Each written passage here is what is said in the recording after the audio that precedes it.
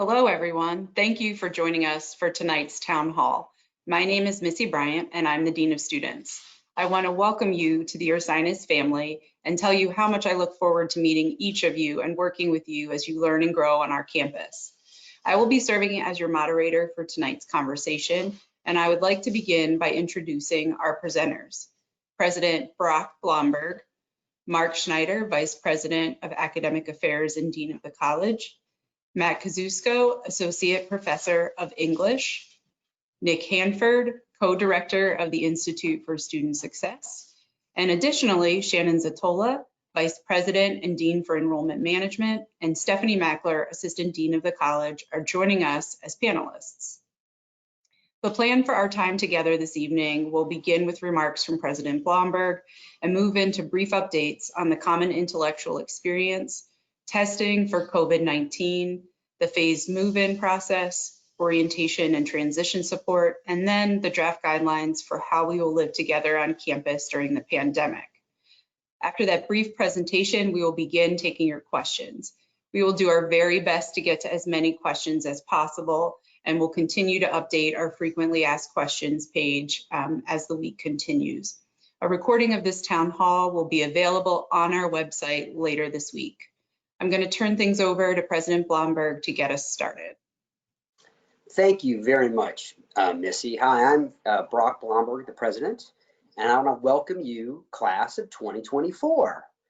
As a parent of recently graduated 4 students from college, I absolutely understand the excitement and a little bit of the nervousness that a lot of you are feeling. And I can tell you, as much as I appreciate that, I can't imagine how much more challenging it is in the period that we're living today. But I can reassure you on a couple matters.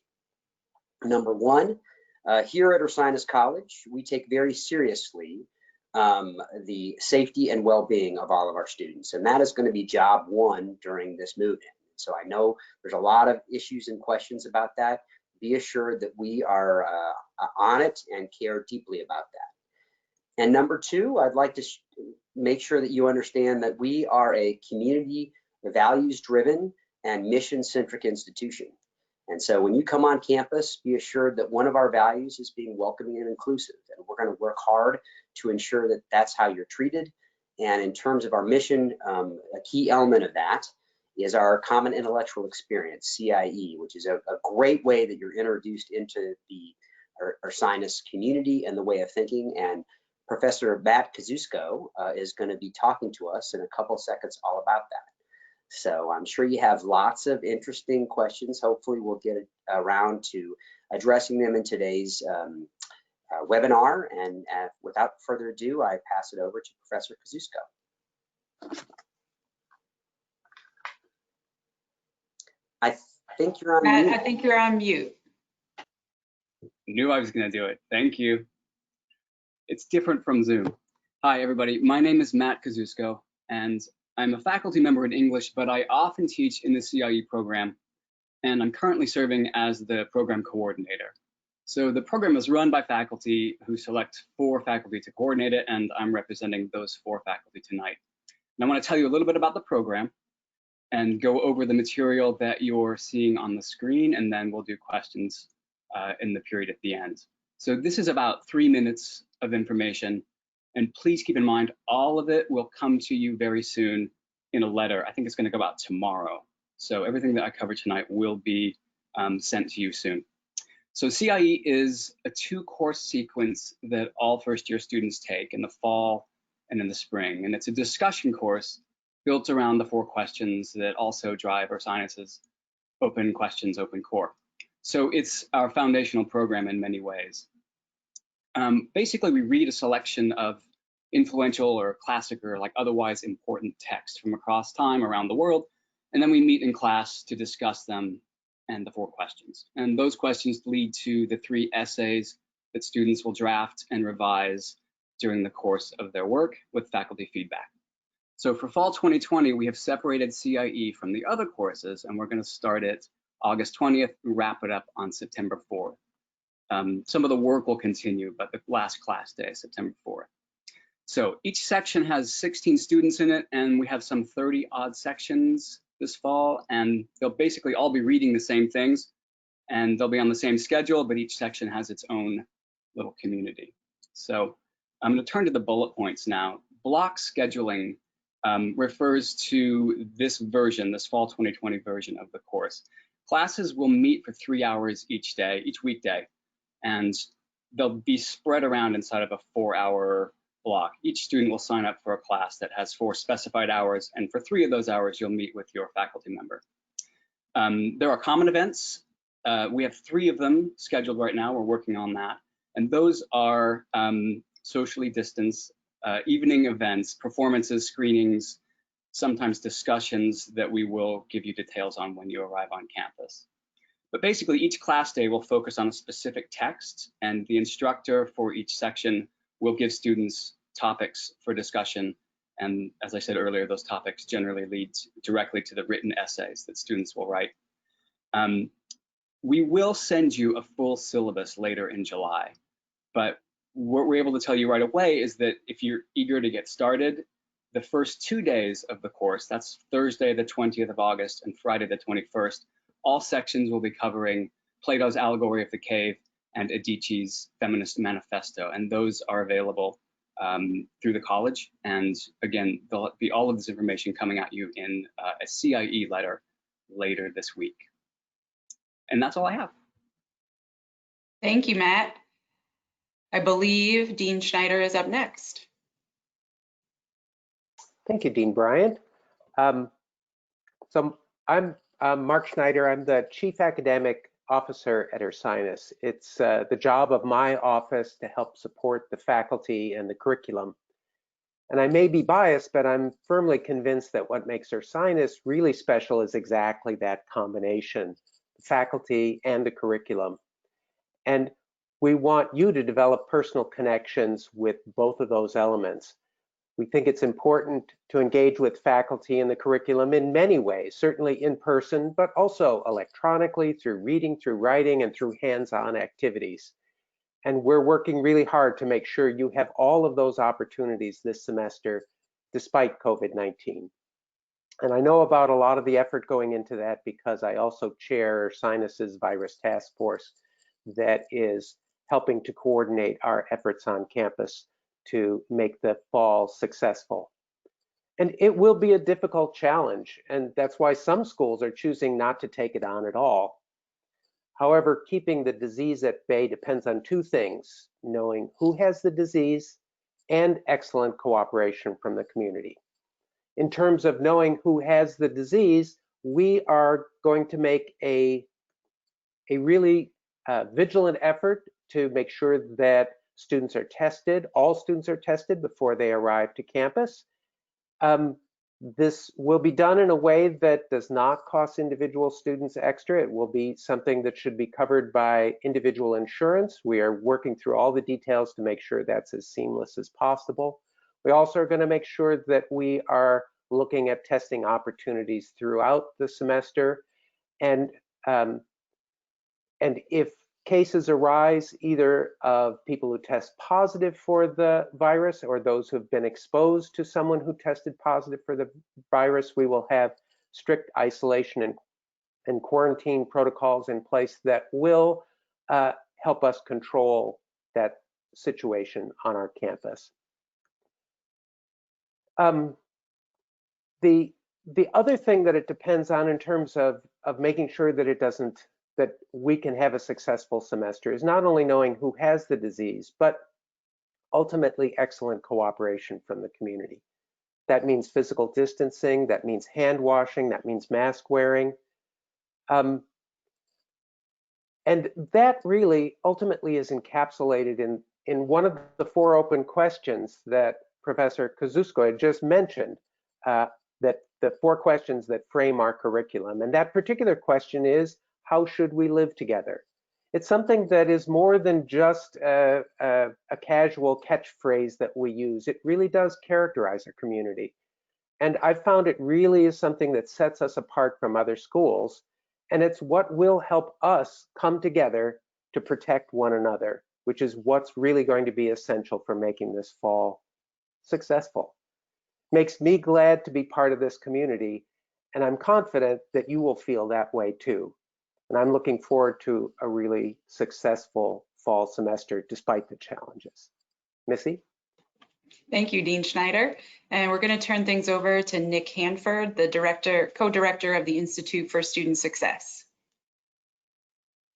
Thank you, Dean Bryant. I'm going to talk to you briefly tonight about our phased move-in plans, orientation, advising, and the ISS's services. First, all incoming students and families were notified yesterday of our move-in plans for August. For first-year students, this process is made up of two parts: an early drop-off program from August 3rd to 14th, and an extended move-in period from August 15th to 18th. We are asking that all first-year students within 2 hours of campus participate in the early drop-off program, but students outside of this radius are also encouraged to participate. By July 15th, all incoming first-year students will be sent a survey to select a 2-hour block of time to drop off their belongings in the room. You will then go through a check-in process when returning to campus for orientation on August 18th. First-year students outside of this 2-hour radius from Ursinus will be assigned a 2-hour time block to move in between August 15th and 18th. Eligible students will receive that assignment by July 15th. Transfer students will move in on August 18th and will be notified of their move-in time later this month. Questions about move-in can be directed to the Office of Residence Life at 610-409-3590 or by email at residencelife@ursinus.edu. This has also all been communicated over email over the past couple days. And if you have any questions, please contact Residence Life. Second, starting on August 19th, orientation programming for first year and transfer students will begin and continue throughout the CIE block that Dr. Kazuska just referenced. While the focus during this time will be on your success in the classroom, our orientation programs will provide you with plenty of time to make friends, connect with the resources available to you at the college, and grow as a community of Ursinus Bears. More information about that will be coming throughout the month of July. Third, one of your best resources at Ursinus will be your advisor. Your advisor is a partner in your education and is the point person for questions you have about transitioning to Ursinus. First-year students will start meeting with them and the rest of their advising cohorts during that CIE block and weekly throughout the rest of the fall semester. Transfer students will also have opportunities to meet with their advisors throughout the fall. From speaking with the advisors over the last few weeks, I know that they're very excited to help support you and your classmates throughout this transition. Finally, I want to discuss the supports offered by the Institute for Student Success, where I work. The ISS is here to help you maintain academic success throughout your time at Ursinus. Beyond orientation and first-year advising, the ISS offers free tutoring services, academic coaching, and supports for students with disabilities. If you have any questions about these services, please don't hesitate to reach out to us at 610-409-3400 or by email at instituteforstudentsuccess@ursinus.edu. Welcome to Ursinus. Thank you, Nick. So I want to take this opportunity to talk a little bit about the guidelines we've been developing for living together during the course of COVID-19 this fall semester. As I mentioned in my email on Monday, we're committed to providing you with the best possible on-campus experience while also mitigating the risk to health and well-being of everyone on campus. We have started to develop guidelines to help you protect yourself and the rest of the community. We're working very closely with student government on how the guidelines are not only designed, but also implemented, while also using guidance from the state of Pennsylvania, the Montgomery County Health Department, and the CDC. The guidelines are really a living document, and a draft for you is available to review on our Bears Return website. Please feel free to reach out to me or your student government president, Jalen Everett, with concerns or suggestions. I have to stress how important it is for us to think about protecting others during this pandemic. We are in this together, and Bears protect each other. Two essential parts of protecting others, as Dean Schneider mentioned, are practicing physical distancing and properly wearing masks in public spaces at all times. When family units are established, you can socialize more freely, practice less physical distancing, and remove your masks. The idea behind the family unit is similar to how you might be living at home with your family during the course of the pandemic. As Nick mentioned, you will have a number of orientation events happening in conjunction with CIE that will help you connect with other new students, and there will be evening and weekend activities planned by Student Activities and Leadership Development during the semester for you so that you have the opportunity to engage with other returning students. We also have to be flexible during this semester. And you all had that experience during your spring of your senior year, I know. Being flexible starts by understanding that for the early part of our return to campus, we will not be able to allow guests on campus. So that would be during the first two phases, the red and gold phases of our return. When we move to the third and most normal portion of our return, the black phase, you'll be able to have your family visit outside of your residence hall in a physically distanced manner. Flexibility is also going to be necessary when it comes to housing. Keep in mind, you may need to relocate during the semester. It will be easier to quarantine, isolate, and/or begin remote learning if you're able to travel light. So please consider that when you're planning on what to bring to campus in August, and please try to pack only essential items. I'm sure we will get into more specifics on the draft guidelines as we address your questions tonight. It is important to us that you and your family stay connected to the latest updates regarding the fall semester. So I want to take a moment to highlight Mobile U, the principal way that the college communicates the most important news and announcements to the entire Ursinus family. It has a lot of self-service features that help not only students to navigate their courses and their grades, but has a lot of other information that I think families will find helpful as well. First and foremost, it is a campus safety tool, so students, you'll definitely want to learn more about those details too. You can find Mobile U in Apple's App Store or Google Play. It's free to download. And the most important thing, if you want to get all of our messages, is that you subscribe to the push notifications. So with that, we do want to move to your questions and get started in responding to as many as we're able to. I do want to start by thanking all 320 of you who are joining us tonight. That's a great turnout and we really appreciate it. The first question is probably best answered by Dean Schneider or possibly Dean Mackler. Are there opportunities for hybrid courses when we return in the fall?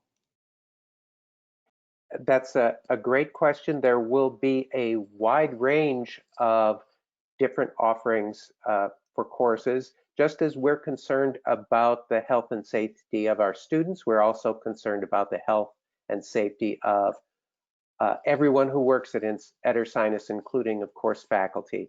And just as with students, there are some faculty who, for various reasons, are at greater risk from this, who will be engaging remotely. There are also, for some classes that are in larger sizes, there may be opportunities to move in hybrid fashion so that not every session will be online. We also are going to ensure that any student who, for example, is required to quarantine because of exposure to somebody who had the virus, that we continue to have opportunities for them to continue to be engaged in their classes. So absolutely, faculty right now are working very diligently to make sure that all these options are available throughout the semester, and that this is done in a way that still provides a really the kind of educational experience that we are proud of, regardless of how students engage. Dean Mackler, did you want to add anything to that? No, you said it. I really just wanted to make sure we emphasize the faculty have been working very, not only diligently, but creatively to come up with a lot of great approaches to all sorts of possible scenarios. So nothing is set in stone yet, but there are a lot of great plans in the works and a lot of good backup plans for all the various unknowns that are likely to arise. And that's been guided by our instructional technology folks at campus. So it's not that faculty are on their own. They really have a lot of support in that way as well.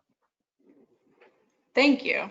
I'll just maybe also take the opportunity to point out that if students are asked to quarantine or isolate, if you're close enough to campus to be able to return home, we would like you to make plans to do that in advance so that you're prepared in the event that that happens.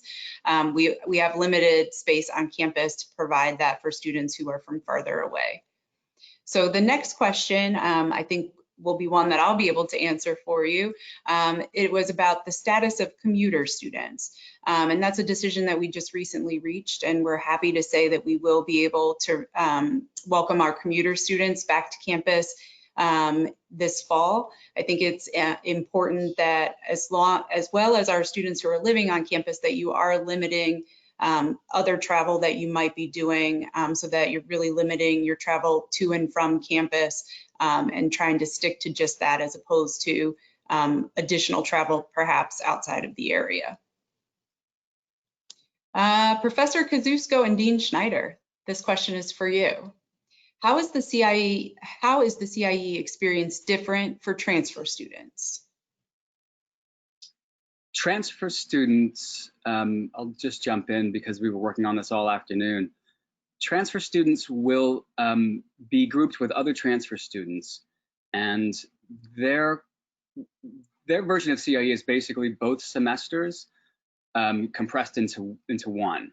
It doesn't mean we're doing all of the texts. It means that the instructor who takes that section will go through the syllabus for fall and for spring and choose an equivalent number of those texts, to blend them together to give you a sense of both semesters.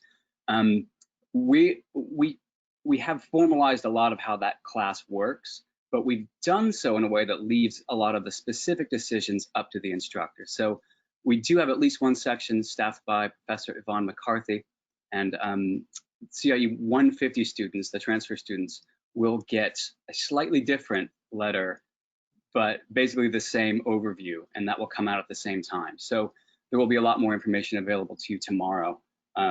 Your course will be loosely coordinated with the 100 level course. There's a likelihood that some of the common events, some of the outside class activities you do will be the same as the CIE 100 students, but your list of texts will be slightly different. Thank you. Dean Schneider, I'm going to ask you the next question. Would it be acceptable for students to leave campus often for the purpose of work? And will there be any protocols upon their return to campus each time? And how will the request for students not to leave campus, even to return home, be enforced? Mm-hmm. Well, I have to be honest that, we are not going to end up having armed guards on the perimeter of the campus to prevent students from doing this. Again, this is one in which we really hope that students will be as direct, as candid with us as possible, and if there are unavoidable needs for which they have to travel, that we're able to work with them to develop a strategy in which they minimize their risks in the process of that, and that we are doing our best to follow up with them in terms of more frequent testing during the semester to make sure that they are staying healthy at the process, otherwise monitoring them, more frequent temperature checks, etc. So we recognize that it is that there will be instances in which students will have to leave campus. We ask that students refrain from doing that for reasons that they can avoid, especially during the first month or so when we are trying to get the campus settled and we are making sure that the prevalence of the disease on campus is as low as possible. That's the goal phase that Dean Bryant had referred to earlier. Thank you. Nick, I'm hoping that you can answer this question on behalf of Residence Life. Are parents allowed to help students move in? We have a freshman and a senior daughter. So I want to say yes, but I think we'll have some more information about the very specifics about move-in once we get to that point.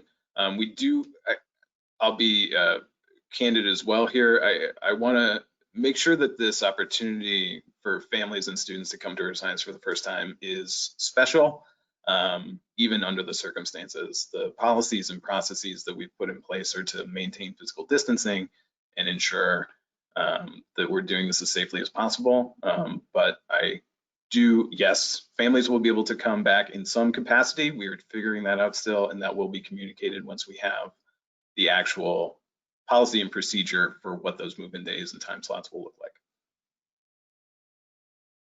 Thank you. And I know Nick is exactly spot on that Student Affairs and all of our campus partners are doing everything we can to make move-in as special as possible. We know it's going to be different than usual, but we also recognize that it's your first time coming home to the campus. So we're excited to make that as special as possible. Brock, we're going to shoot this question to you, and if you need help, I'm sure Dean Schneider can jump in. We're getting some questions about dining and other kinds of services on campus, like the use of the fitness center. Is there a strategy in place or being worked on, given that these are really high traffic areas? Well, I'll first point out that I'll always take help from anyone, including Mark. So I think that I appreciate that. Yes, there are strategies put in place, and we're putting together an entire document about what it's going to look like, and we'll put that on our website for specific things such as dining, or also for working at the fitness center. There's going to be limitations in the way that we engage with each other. What's going to be really critical in all that we're doing here is that we're maintaining social distancing, that we're using masks when appropriate, and in doing so, this is the best way we can keep each other safe. And that's, again, in my opening remarks, our key element here. We want safety and well-being to be the primary component. So yes, there are plans put in place for that, and there'll be specifics about that on the website when we talk about what our entire process is, and there'll also be specifics at the doors of those places, both at Wismer and at Floyd Lewis Bates. Mark, is there anything else there again that you want to help me out with? Sure. I'll just add one or two things. I happened to actually be in the dining hall last week when we were visited by the public health authorities from Montgomery County, the county that Ursinus is in, and we had an opportunity to talk through some of the plans for this.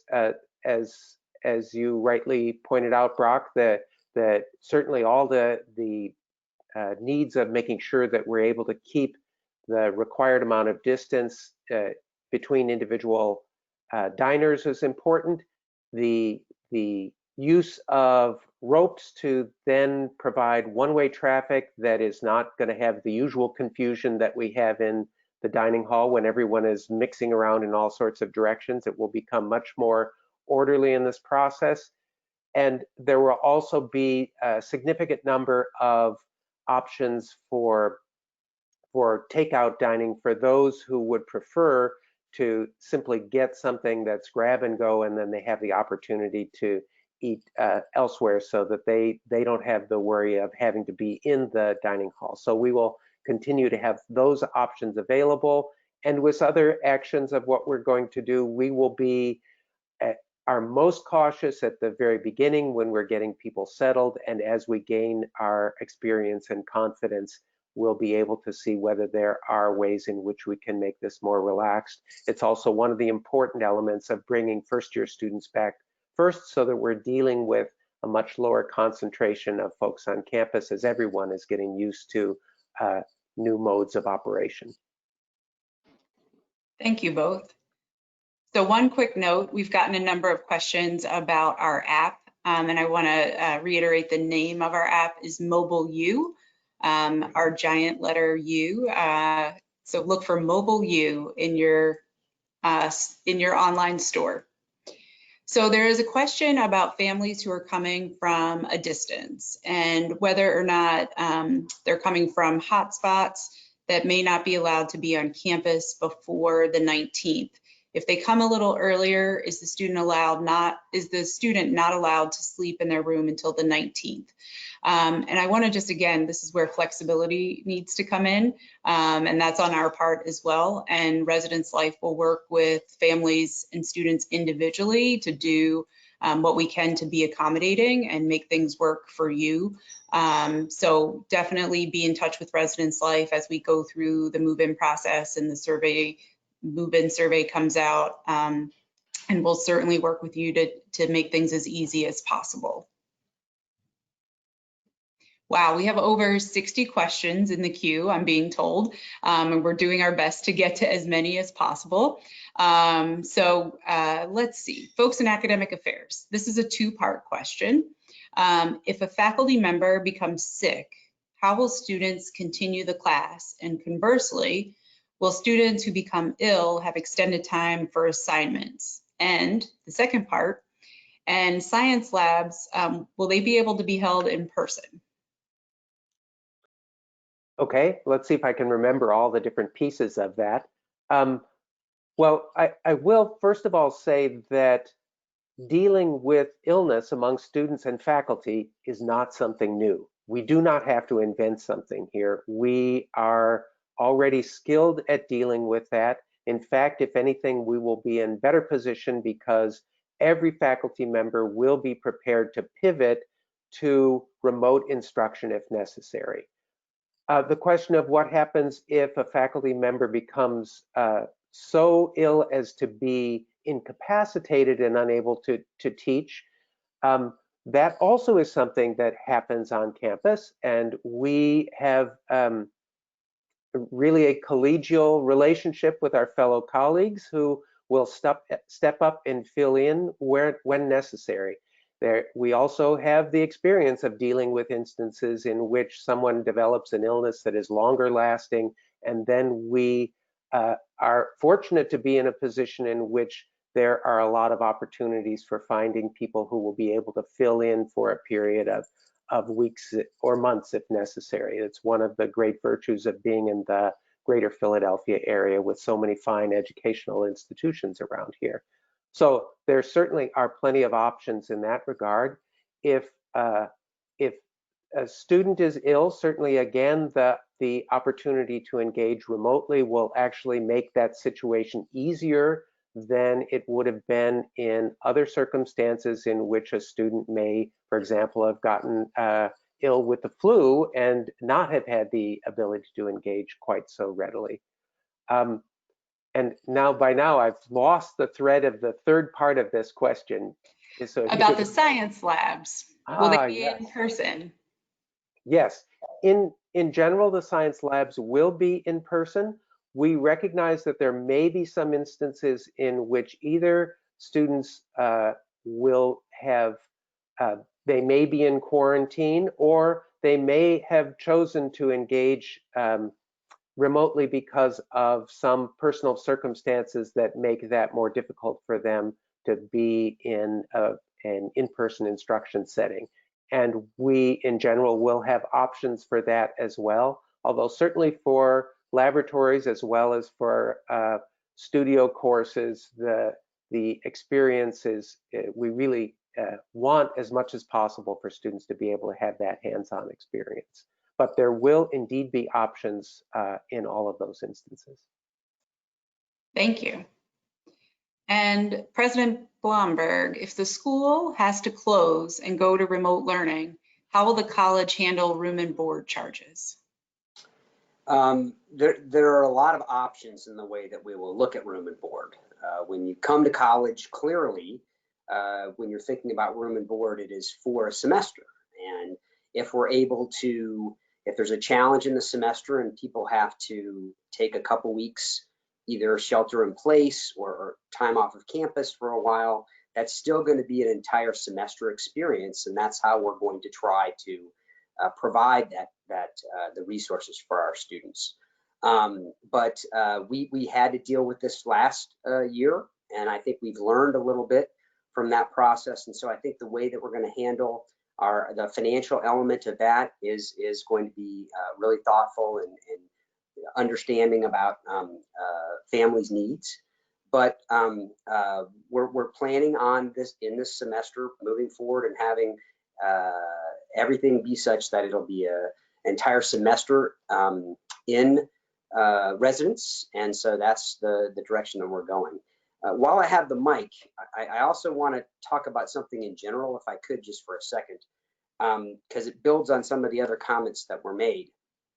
You know, one of the key elements for the success this year is actually going to be you as first years coming in for the first couple of weeks.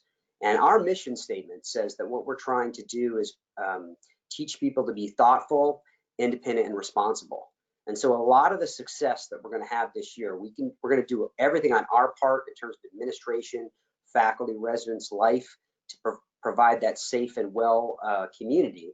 But it's going to work so much better when you as students are also understanding the importance of being responsible and thoughtful during this process. And so to the extent that we have to deal with this in terms of a room and board issue or any of these issues, we're hoping to minimize that as the students are able to be able to have the kind of culture and responsibility for each other that we're trying to educate here at Science. Thank you. Our next question is about will there be any kind of sports activity on campus this fall, even if it's intramural or with sports clubs? And I can speak briefly to this. Our Director of Athletics, as well as our Director of Student Activities, are currently working to develop levels of risks for all of the different clubs and organizations related to athletics or sports. And as they're developing those, they're considering the 3 phases that we're talking about for our return, old, gold, red, and black. And so there will be more details available for that as we move through the coming weeks. I will say, as I believe Dean Schneider alluded to, we will be providing access in some limited capacity, not only to the fitness center, but to the field house. And additionally, we're very close to the Perkiomen Trail. Our campus is adjacent, and it provides a great outlet for students to be able to get out and exercise, whether they choose to bike, run, walk. So there are a lot of opportunities, but we recognize the importance of being able to be physically active and staying well. And so that is definitely one of the things that we're placing a high priority on trying to work through. I don't know if anyone has anything else they want to add to that. So Mark, as chair of the task force, what are the cleaning procedures for the common areas for this fall? This is something that that we actually have been recently discussing this. We have our cleaning services are contracted through an organization called Olympus. So it is an outsourced cleaning service. We are contracting with them to have additional cleaning done around the campus. This will focus on high touch areas so that those spaces in door handles and restrooms and so on are places that are cleaned frequently. Additionally, we want to make sure that this is something that the availability of cleaning supplies are abundant so that students, faculty, and staff can also take their own initiative and not wonder, well, gee, when was this last cleaned? That gives them the option to say, well, I'm going to take the initiative and make sure that it's clean right before I use it and that it's clean right after I use it. So the combination of those two, we think, will be helpful in making sure that we keep the campus as clean as possible. That said, it's also important to remember that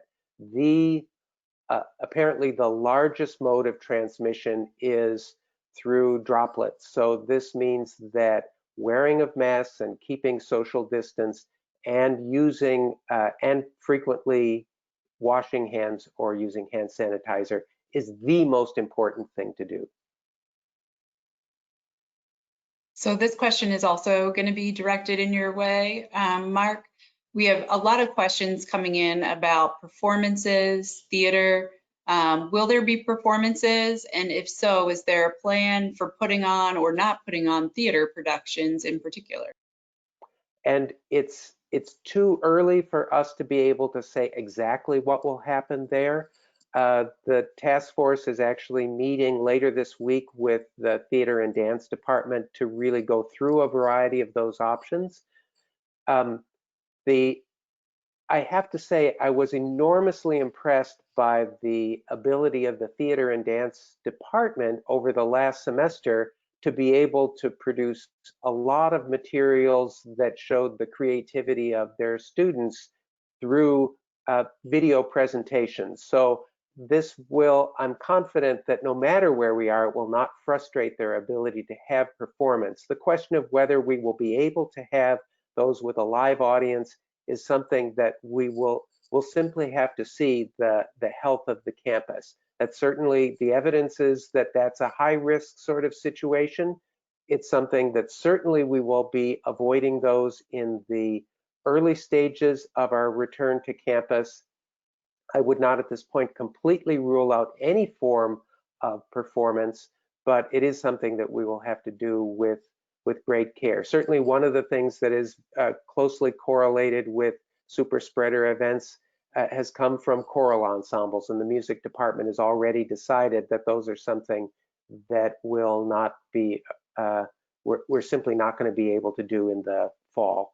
So it's something that we want to work directly with departments. So rather than simply telling them what to do, we work with them to find creative solutions that give the kind of outlet to student expression while minimizing the risk to the full campus.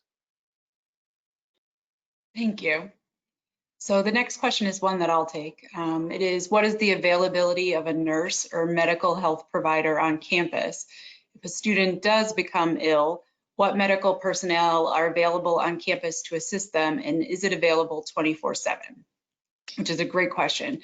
Our wellness center is staffed by our medical director, who is on campus on a daily basis for an hour or two each day, in addition to a certified nurse practitioner who works in the wellness center from 9 to 5, Monday through Friday. Additionally, we also have an on-call crisis response team that's available 24/7 to respond if a student needs any kind of assistance after hours.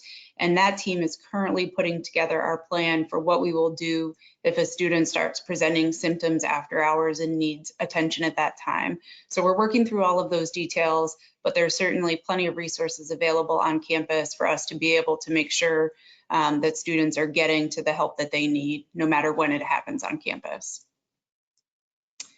So let's see. A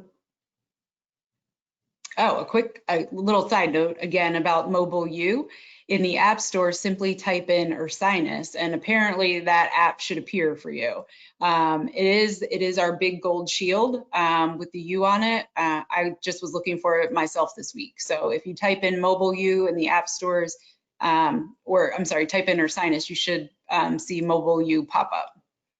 And in terms of testing, Mark, you might be able to answer this. How are the costs of these additional COVID tests on campus being paid? Well, I mean, we want to make sure that we have students tested before they arrive on campus. We will arrange to have a script that comes to every individual student that will enable that to be paid through insurance. Once students are on campus, we want to ensure that we are able to do both spot testing and testing of individual students. If it is possible for us to get that paid for by insurance, of course we will want to do that. That saves money for the college, that saves money ultimately for families. On the other hand, we prioritize the fact that this testing will have to be done. So the college has also reserved some resources to say we want to make sure that we are able to pay for that testing if we need to pay for it directly.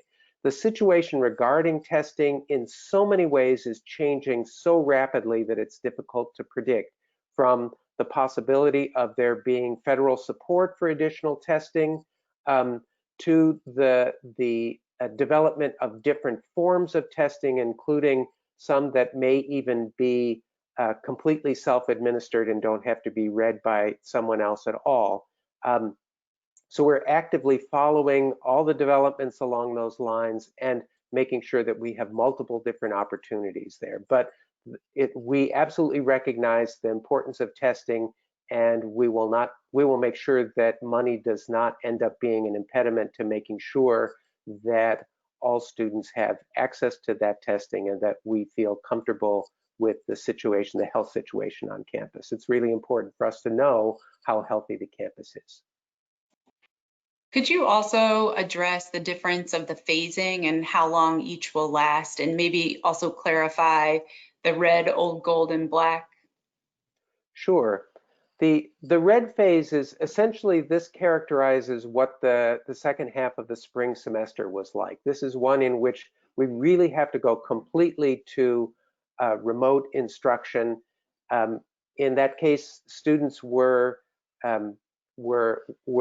home at that point. We could imagine something in that instance if we had a localized outbreak on campus, that we might institute a similar phase in which we ask students to remain within their individual residence hall rooms, except for necessary moving to get meals, etc., but otherwise keep them in place within their residence halls. So that's the red phase. The old gold phase is essentially that phase during which we are bringing students back to campus and establishing a good understanding of the health of the campus overall. This is one in which we will be particularly looking at the testing of students who have come to campus, but then will do testing on campus, particularly of students for whom we feel there may be some reason to believe they may have been exposed, but also instances in which we simply do this in a more random fashion so that we have a better sense of the health of the campus. This will certainly last through the 3 weeks that constitute the move-in, the orientation, and the CIE block. This also will continue at least through the first couple weeks of the return of the sophomores through senior level students back to campus. That period will last at the very least a couple weeks. Those 2 weeks are chosen because that's the outside end of the incubation period of the coronavirus. So during that period of time, we should be able to determine whether students came to campus and had not yet developed any symptoms, but had been exposed previously off campus. At that point, the question of whether we begin to relax things depend very much on the health situation on campus. If there are 1 or 2 cases that pop up here and there, we will follow those up with aggressive contact tracing. We will put students into quarantine either on campus or if they live close enough at home so that we can monitor their health until we're confident that they have not come down with COVID-19. But if we are in a situation in which we feel confident that the campus is to a great extent disease-free, then at that point we will be able to open up a little bit in a variety of different ways, from the dining situation to what we're able to do in terms of athletics, fitness, and recreation, to things that we're able to allow various different clubs and organizations to engage in. Thank you. Stephanie, could you talk a little bit about any opportunities that there are to take classes online instead of on campus, and are all classes hybrid? Well, to the first question, one thing I will just say about CIE is that if students specifically prefer or need to take that remotely, that is an option. In terms of other courses, there isn't a universal option, so there's no guarantee that any given course is also available, in person and remotely. Some courses might be. The vast majority of courses will either be in person or some version of hybrid. So if a student has a particular need that taking it remotely is a priority, we need to know, and we will work with that student to find classes. But it might not mean that, with the exception of CIE, it might not mean that that student has a choice of all the classes that they might have otherwise wanted. Did I miss a question? I think you got it all. Okay, good. Thanks. Thank you. So we have about 10 minutes left, and I'm hoping that we can get to more questions. We're doing our very best to get to as many as we can. But Brock, I'm hoping that you can address this question. Could you address the reassessment of varsity sports at the end of September? And will athletes have a different move-in process than other students? So there'll be a larger conversation about varsity sports. I think it is July the 23rd at 7 p.m. There'll be a town hall that'll cover more specific issues and direct issues about that, because athletics is such an important part of our community.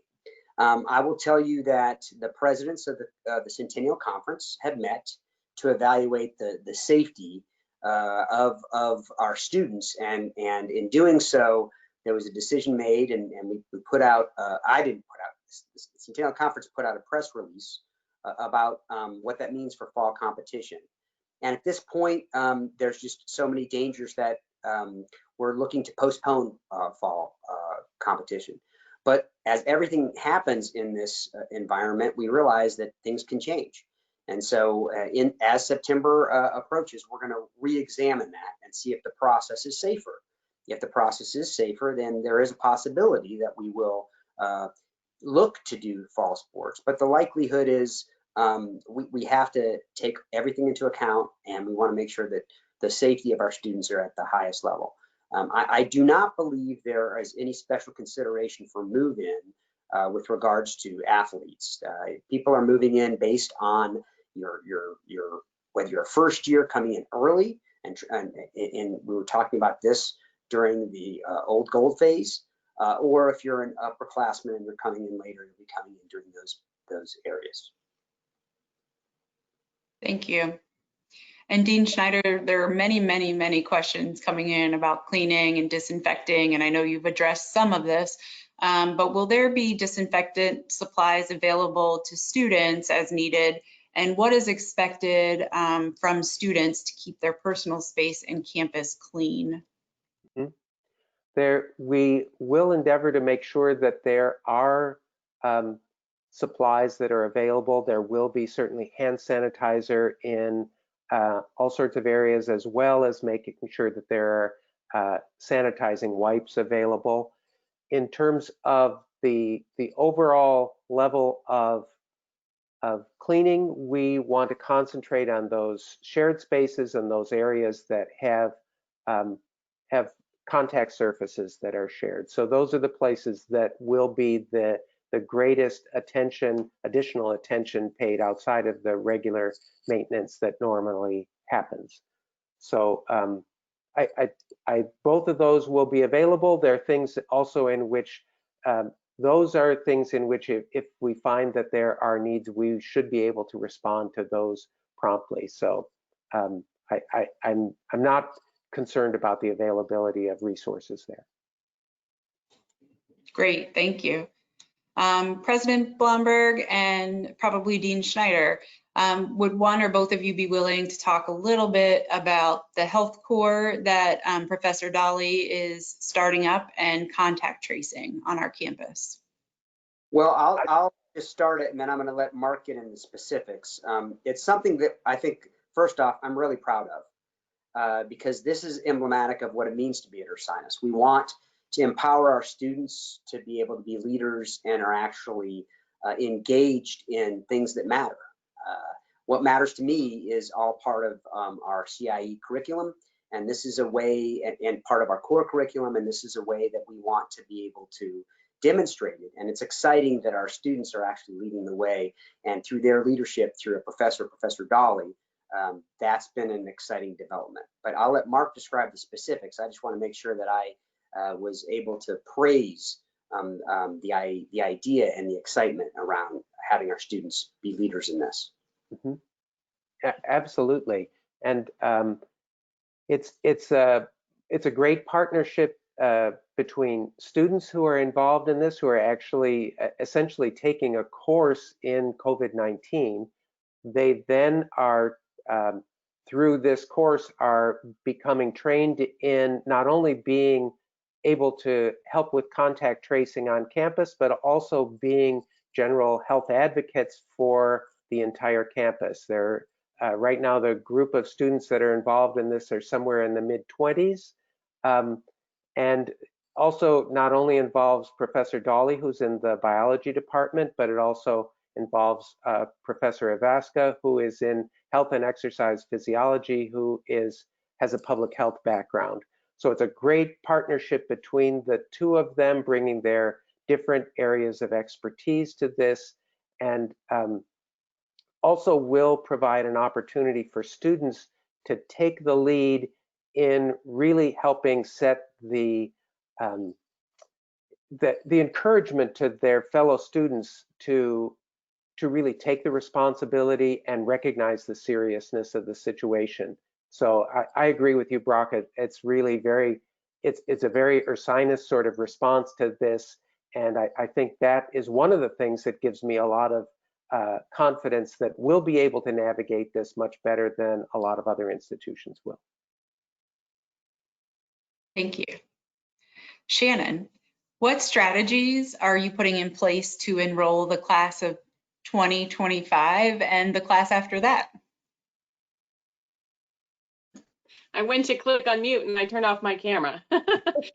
And I had all this time to prepare.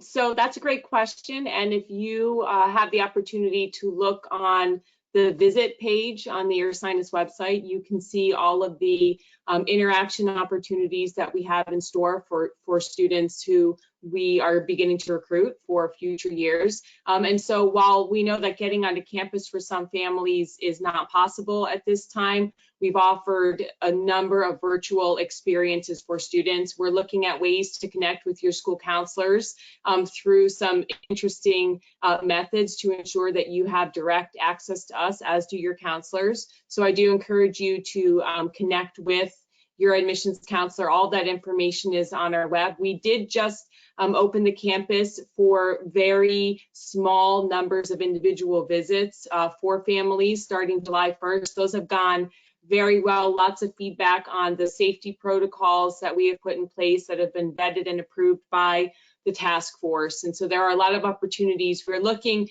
at the fall recruitment cycle in a different way. Now it's the fall engagement cycle.